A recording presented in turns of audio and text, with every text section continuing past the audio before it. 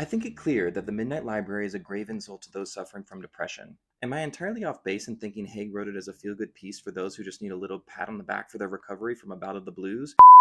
Welcome back, book burners. This is the segment where I share with you top reviews of popular books you either burn by or burn through. My name is Ben. Let's dive in. And as always, if you have a book to recommend that I cover, let me know about it in the comments. Today's book, however, is The Midnight Library by Matt Haig. With an overall rating of 3.98 stars on Goodreads and 2.2 million reviews, let's jump in with the 1 star. Black Oxford says, I think it clear that The Midnight Library is a grave insult to those suffering from depression. It is a facile, trivial, misdirected, and, did I mention, cheesy book. Am I entirely off base in thinking Haig wrote it as a feel good piece for those who just need a little pat on the back for their recovery from a bout of the blues or a failed love affair? If not, you're a louse, Matt. 2 stars.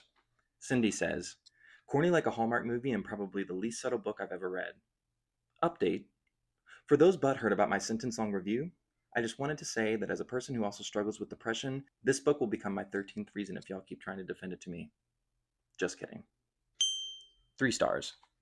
Terry says, this author knows depression and in fact uses both as catalysts in this book, yet they have a superficial part of the story. The author's writing begins to feel preachy from my viewpoint about the choices Nora should make in her life. If she chooses this life with this decision, she won't have depression and she'll live her best life.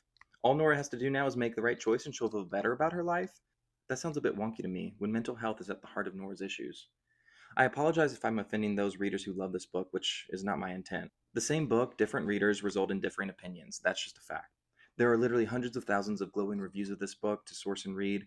Mine is just one of the very few outliers. 4 stars. Liz says, 3.5 stars rounded up. While it hits some deep topics, the book is fairly obvious and simplistic. The point Haig is trying to make doesn't take a philosophy degree to figure out. No life is perfect, there will always be regrets. But credit where credit is due, I guess. I still wanted to see how all of Nora's lives will play out. It's a fun listen, if not a deep one. This would probably make a decent book club selection. Also, Carey Mulligan was a fabulous narrator. 5 stars. Gabby says, this book hit me so hard. I finished this book a few days ago and I haven't been able to stop thinking about it. It has one of my favorite themes or tropes in a book, where we follow a main character who at the beginning of the story is very depressed and possibly and doesn't see the point of life, but then slowly throughout the story begins to build an admiration towards humanity and life. This book was so beautifully written, and I love the way the book asks the question, what is the best way to live? Man, I love this book. I cried a lot at the end. I'll be thinking about this one for a long, long time.